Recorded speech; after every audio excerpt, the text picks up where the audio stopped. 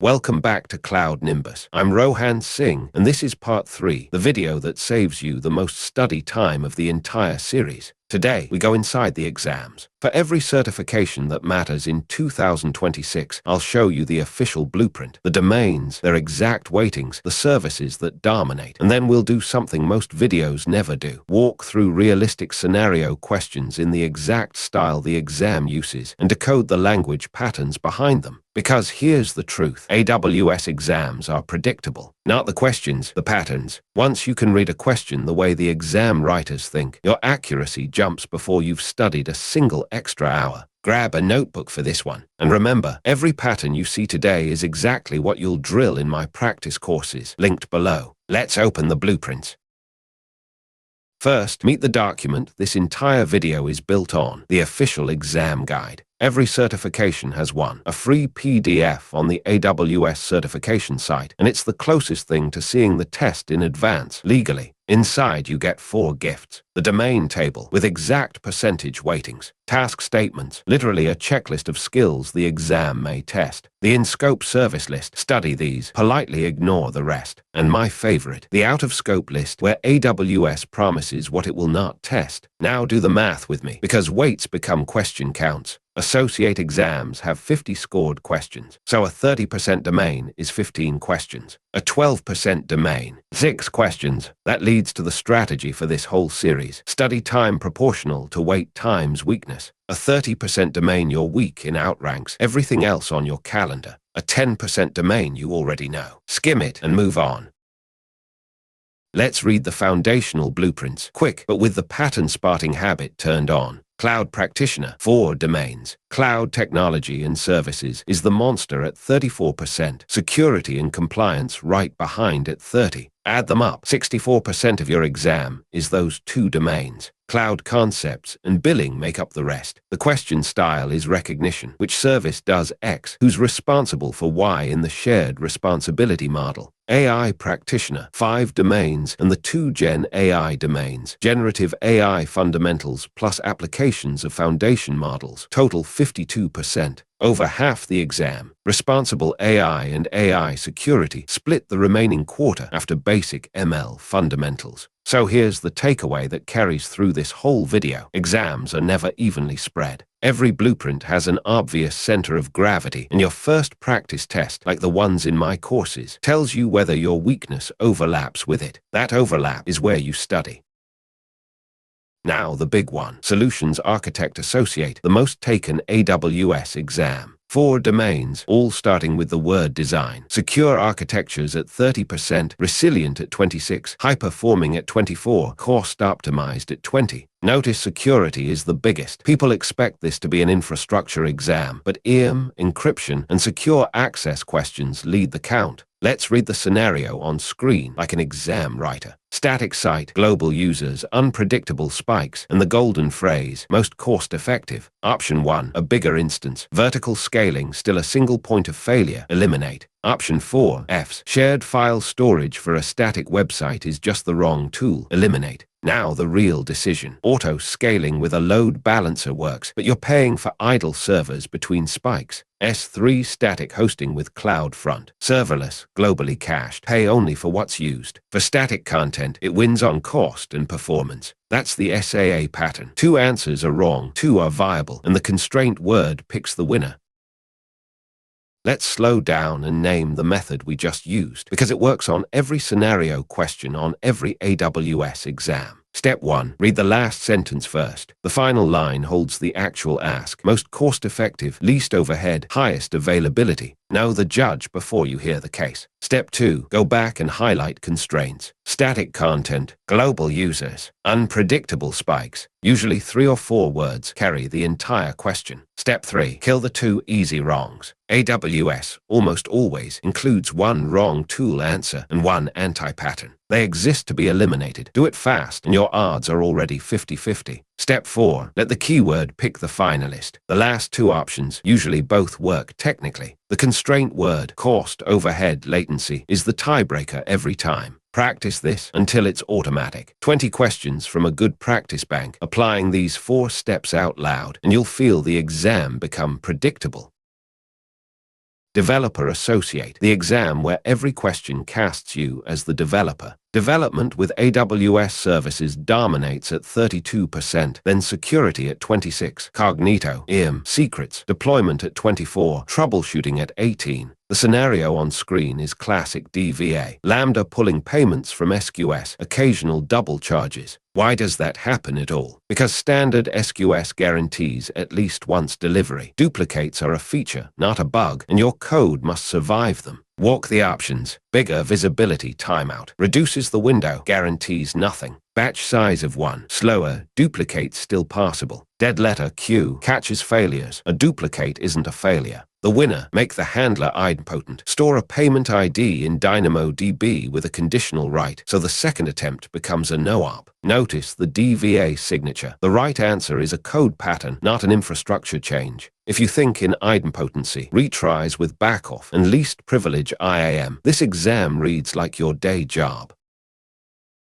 CloudOps Engineer Associate, the renamed SysOps, has the most balanced blueprint in the catalog. 3 domains tied at 22%, monitoring and remediation, reliability, deployment and automation, plus networking at 18% and security at 16%. Balance means no skippable domains here, but the exam has one personality trait, and the scenario shows it. Disk fills nightly, app crashes, human restarts it. The manual runbook answer. That's the trap for ops veterans. Documentation is good practice, but it's still a human doing toil. The cron script, fragile and invisible. The bigger volume postpones the problem and bills you for it. The CloudOps answer is always the same shape. Detect with CloudWatch, remediate with automation. Here, an alarm triggering a systems manager automation runbook that cleans up and restarts. Hands-free, logged, repeatable. Burn this into memory. On SOA, when one option removes the human from the loop safely, that option wins.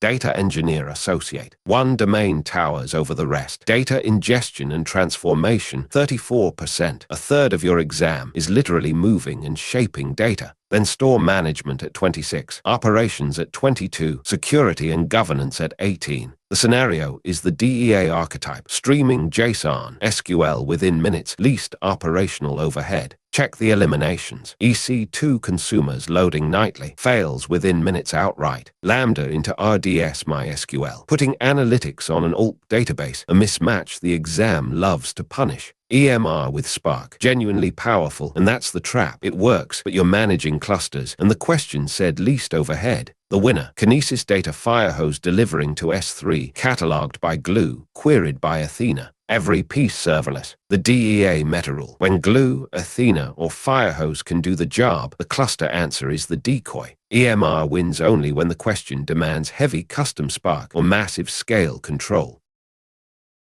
Machine Learning Engineer Associate, the SageMaker exam. Look how operational the blueprint is. Data preparation 28%, model development 26%, but then deployment and orchestration at 22%, and monitoring, maintenance and security at 24%. Nearly half the exam is what happens after training. That's the job description in 2026, honestly. Scenario, fraud model, low latency, auto-scaling, drift alerts, least development effort. The pattern you should recognize by now. ECS plus custom drift scripts means building what SageMaker already ships. Eliminate. Lambda hosting a model with weekly manual checks, cold starts, and manual is not monitoring. Batch transform, wrong mode entirely, that's not real-time. SageMaker real-time endpoint with auto-scaling, plus model monitor watching for data drift. Built-in, manage, done. One more heads up, MLA uses the new question formats, ordering pipeline steps, matching services to lifecycle stages and case studies. And remember, the C02 refresh arrives late 2026, adding RAG and agents. If you're watching this later, check the current guide.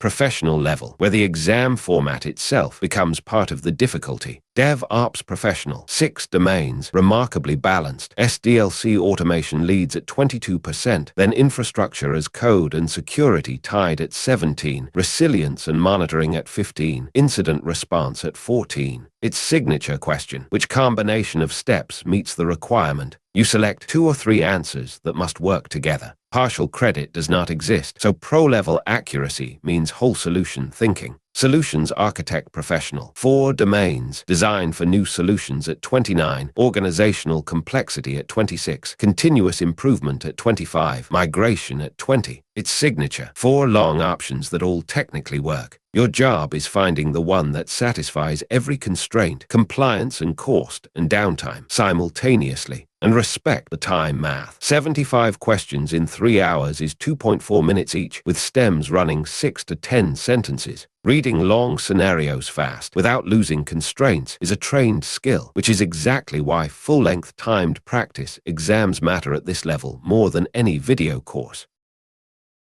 2 blueprints define the 2026 exam era. Generative AI Developer Professional, the newest exam in the catalog. Look at the weights. Foundation model integration, data and compliance is 31%, implementation 26%, then AI safety, security and governance at 20%. Operational efficiency and testing rounded out. Translation. This is not a prompt engineering quiz. It's a production engineering exam that happens to be about LLM apps. Expect RAG architectures, agent tooling with Bedrock Agent Core, cost versus latency trade-offs between models, and guardrails everywhere. Security Specialty C03. Identity and access management now leads at 20%, with infrastructure security and data protection at 18% each. And the headline edition, Securing Generative AI Applications. Bedrock Guardrails, the OWASP Top 10 for LLMs, protecting training data. Both exams use ordering, matching, and case study formats. Drill those specifically because they feel very different under time pressure than classic multiple choice.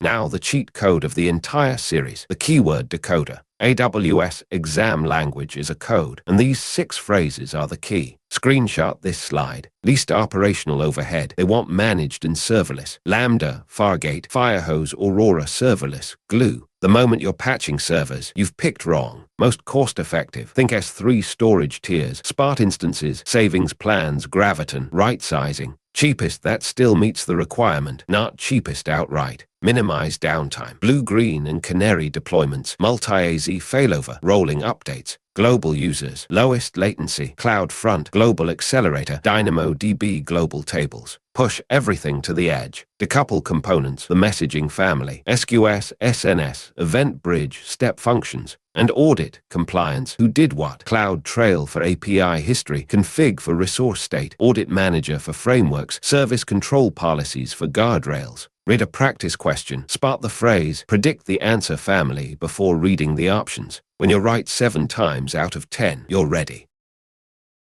Let's talk exam room mechanics, because points die to the clock, not just to knowledge. The method is 2 passes. Pass 1. Answer every single question at up to 90 seconds each. Sure, lock it in. Unsure, best guess anyway. Flag it, move on. Remember, no negative marking, so a blank is the only truly wrong answer. Pass 2. Return to your flags with the time you banked. Fresh eyes catch the constraint word you blew past at speed. It's astonishing how often the second read is obvious. Final 5 minutes. Stop opening rabbit holes. Verify every question has an answer. Breathe, submit calm. Your time budgets by level. Foundational gives you about 1.5 minutes per question. Associate 2 minutes. Professional 2.4 with much longer stems. Specialty about 2.6. And practice under these clocks. An untimed 90% means far less than a timed 80, which is why your mock exams should always run full length and timed.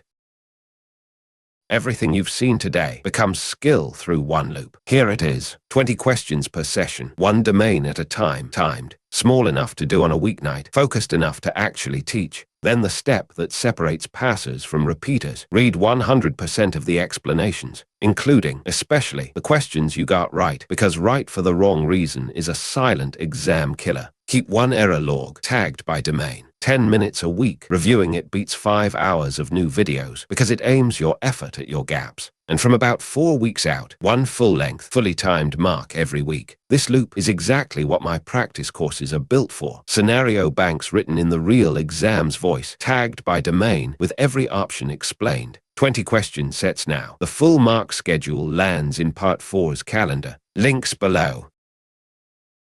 And with that, the exams are decoded. You've seen every blueprint that matters in 2026. You own the 4-step scenario method, and you have the keyword decoder. Honestly, screenshot that slide and pin it above your desk. Tell me in the comments which scenario stumped you. The SQS duplicate one catches almost everybody the first time, and there's no shame in it. That's what practice is for. Like if the decoder earned it. Subscribe with the bell for the finale, and grab my practice courses below to start your 20-question sessions this week. Part 4 is where everything becomes a plan. The complete 90-day study blueprint, day by day, materials included, all the way to exam morning rituals. Do not miss it. I'm Rohan Singh, and this is CloudNimbus, clearing the path to the cloud. See you in the finale.